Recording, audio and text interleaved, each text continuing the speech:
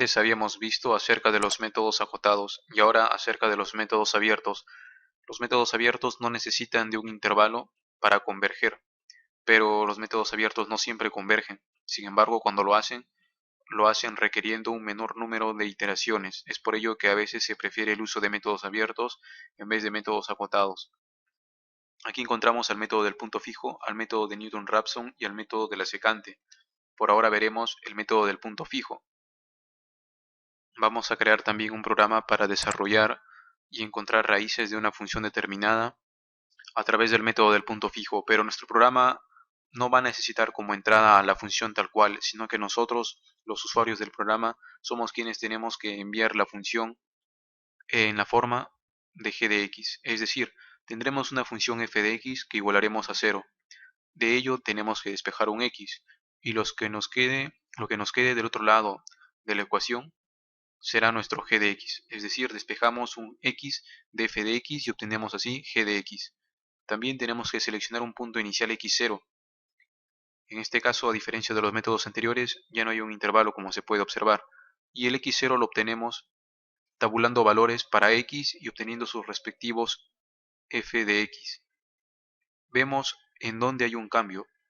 Si por ejemplo para x3 y x4 sus respectivos f de 3 y f de 4, sus respectivas evaluaciones tienen un cambio de signo, por lo tanto tomaremos 3,5 como nuestro punto inicial, es decir, el promedio de los x que dan resultado a unos f de x que cambian de signo. Y luego tenemos que calcular nuevos valores de manera iterativa, ingresando el x0 como primer punto. Ingresamos x0 en g de x, obtendremos x1. Evaluamos x1 en g de x, obtendremos x2. Y repetiremos lo mismo hasta llegar a obtener la tolerancia requerida.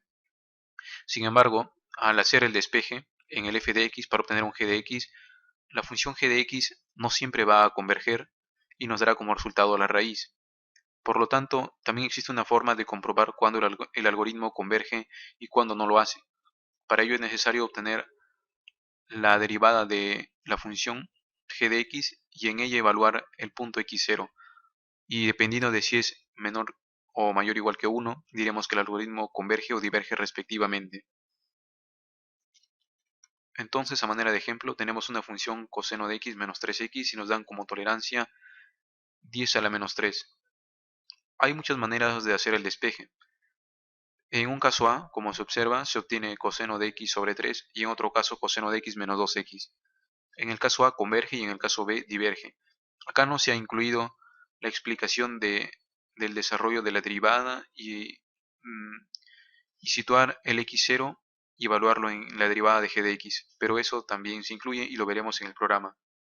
De momento decimos que A converge y B diverge por tales razones. Entonces en la primera iteración tenemos como punto a x0 con su valor inicial de pi octavos. Se ha evaluado, como se observa, en g de x se ha evaluado este primer punto x0. Entonces decimos que el error que se tiene de momento es el valor absoluto del f de pi octavos, ya que pi octavos es nuestro x0. Es decir, x0 siempre va a contener la última raíz más cercana a la raíz verdadera que queremos hallar. Entonces el nuevo valor de x0 va a ser la evaluación que tenía x0 antes. En la segunda iteración, tomamos el valor que resultaba de evaluar x0 en g, y así obtenemos nuevamente otro x0 evaluando el anterior x0, y así sucesivamente. Podríamos crear un vector para ir almacenando los valores x0, x1, x2, hasta llegar a la situación en que el valor absoluto de f de x sea menor que la tolerancia. En ese caso se detiene el programa porque ya estamos satisfaciendo la cantidad que nos pide la tolerancia, es decir, el error es menor que la tolerancia que se tiene. Entonces vamos a ver ahora el desarrollo del programa en MATLAB. Y este es el programa correspondiente al método del punto fijo.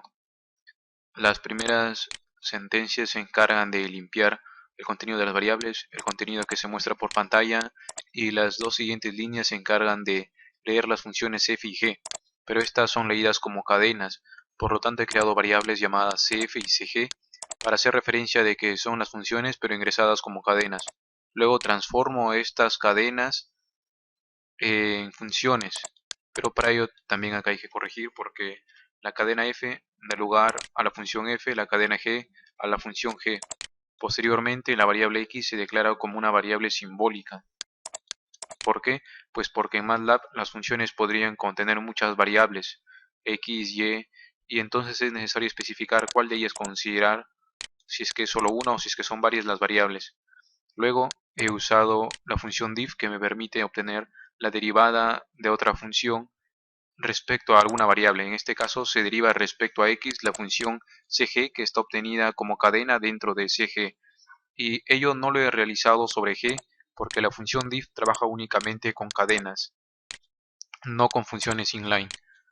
Y luego de ello ha dado lugar a dg, que sería la derivada de la función g. Y esta función de vuelta, como resultado de operar esto, no es una función inline, ni tampoco una función como cadena, sino es simplemente una función. Otra de las formas que tiene MATLAB para trabajar con funciones. Y luego leemos el primer valor que va a ser evaluado. En el caso del usuario correspondería a que él ingrese un valor intermedio entre dos puntos en los que él sabe que habrá un cambio de signo. Y bueno, luego preguntamos si es que el valor absoluto de evaluar dg es menor que 1. Es decir, no podemos hacer uso de dg y entre paréntesis especificar x, porque como decía, esta notación f de x, g de x, es únicamente posible para funciones inline. El resultado de esto no es una función inline, sino simplemente una función. Por ello es necesario usar la función eval para evaluar en dg la variable que se ha declarado y que además tiene el valor inicial que ha estipulado el usuario. Esto de acá nos permite determinar la convergencia. El valor absoluto de lo que se evalúa tiene que ser menor que 1 para que converja. De no ser así, diremos que ingrese otra función g de x, pues con la actual el método diverge. Y si es que converge, entonces continuaremos con el programa preguntándole cuál es la tolerancia deseada. Mostraremos esto como encabezado para los datos que continúan y mostraremos también información acerca del primer valor ingresado. Diremos que es la iteración 0 y que esto es el primer valor x0 que es ingresado y que aún no hemos calculado ningún error por ser la primera iteración, la iteración 0. ¿Y qué significa 7.4? Bueno, este 7 viene a representar la cantidad de dígitos enteros que como máximo puede tener esta variable x. Y 4 viene a ser que se muestra 4 decimales de la variable x. Así tenga muchos más. Y también iniciamos el número de iteraciones en 0 y el error en 100 para que pueda acceder al bucle sin problemas. Y el bucle continuará iterando mientras que el error sea mayor que la tolerancia, porque lo que se desea es que se obtenga un error menor o igual que la tolerancia. Entonces, en cada iteración aumentamos el valor de n y obtenemos un nuevo x, evaluando el valor que tenía previamente. Y calculamos el error que vendría a ser el valor absoluto de f de x. ¿Por qué no g? Pues g es simplemente un intermediario que nos permite acercarnos cada vez más al valor de x, que viene a ser la raíz. Pero el error en sí se calcula desde la función f de x, que es la función original de la que estamos obteniendo sus raíces. Finalmente mostramos en un vector fila el número de la iteración, la x actual, que viene a ser la raíz que poco a poco se va aproximando, y el error que justamente acabamos de calcular. Finalizamos el bucle while. Y como había mencionado anteriormente, si es que el resultado de esto es mayor o igual que 1, diverge, tal y como habíamos explicado antes. Y ahora, este error, este modo de calcular el error, viene a ser una de las tantas formas que existe para calcular un error, porque como bien sabemos existe también lo que se conoce como el error absoluto, que viene a ser restar las últimas soluciones que hemos estado obteniendo de la aproximación. Es decir, en la primera iteración el x viene a ser el valor que es ingresado, luego x va a valer justamente la evaluación del valor que tenía antes en la función g, y así x va a ir almacenando cada vez un valor más cercano a la raíz verdadera. Por lo tanto, podríamos considerar también que aquí el error es el valor absoluto de x menos la variable que contenga el valor que x tenía antes. Para ello, crearemos una variable llamada anterior que tendrá el valor de x. Así podremos ir comparando cada nuevo valor de x con el que antes tenía. ¿Y por qué hacemos esto? Pues porque el error con el valor absoluto de f de x no siempre es conveniente, sobre todo cuando tenemos funciones de las que resultan valores muy pequeños al evaluar un x en ellas. Por ejemplo, al evaluar estas funciones con un valor de x pequeño, el valor que nos dé seguirá siendo también pequeño, por lo que será posible que de alguna manera nunca se salga del bucle. Tal y cual como estaba el código anteriormente, también es funcional, pero tal vez no tanto para funciones en las que los resultados son valores pequeños, porque podrían no llegar a estar de acuerdo con la tolerancia e iterar infinitamente. Podrían hacer esa prueba para darse cuenta de cómo es que itera, pero no es que no converja, sí converge de hecho porque cada vez se acerca más a la solución, pero la cantidad de iteraciones es muy elevada. Por lo tanto, en este caso es conveniente usar este tipo de error, el error absoluto.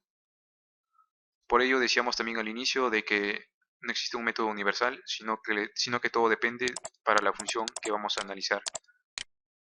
Entonces ahora ejecutamos el programa para ver el funcionamiento del mismo. Ingresamos la función f, que es esta, de la que obtendremos las raíces.